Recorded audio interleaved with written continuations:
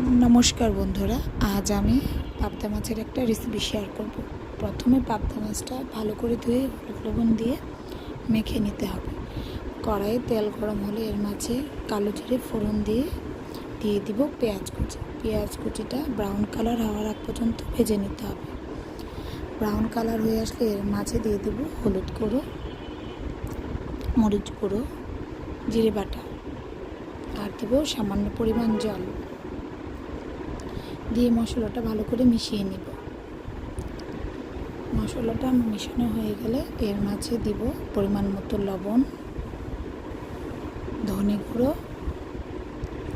আর tomato paste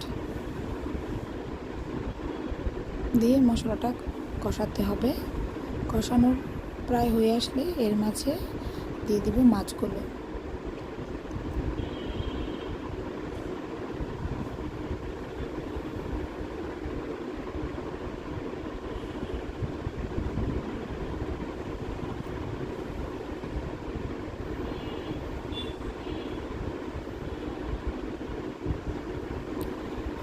মাছগুলো দিয়ে পিটে করে নেব মশলার মাঝে।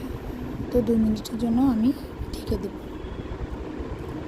2 মিনিট পর ঢাকনাটা খুলে আবার একটু মাছগুলো নেড়ে চেড়ে দেব। মশলাটা প্রায় যখন ভাজা ভাজা হয়ে আসবে এর মাঝে পরিমাণ মতো জল দিয়ে দেব।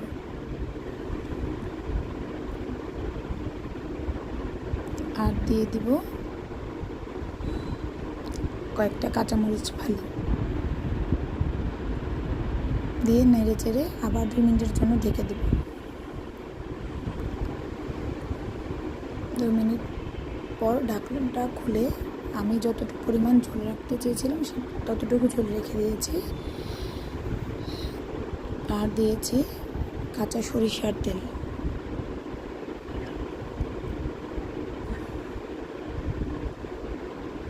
তো আমার রান্নাটা কমপ্লিট।